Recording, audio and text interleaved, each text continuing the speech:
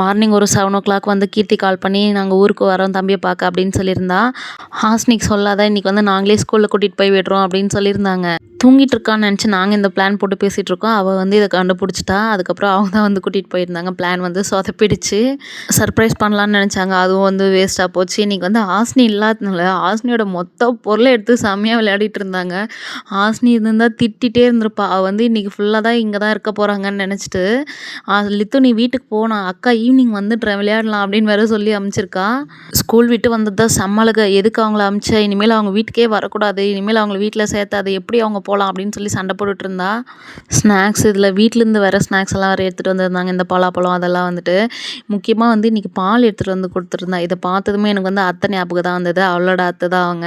நான் எப்போ போனாலே ஃபஸ்ட்டு டீ வச்சு கொடுப்பாங்க. மோஸ்ட் ஆஃப் த டைம் வந்துட்டு பால் வந்து கொடுத்து விடுவாங்க, "எடுத்துகிட்டு போ வீட்டுக்கு" அப்படின்னு சொல்லிட்டு. இன்றைக்கி வந்து அவள் கொடுத்துட்டு போகிறா. எனக்கு இதை கொடுத்துட்டு போகும்போதே வந்து அத்தை ஞாபகம் தான் வந்தது.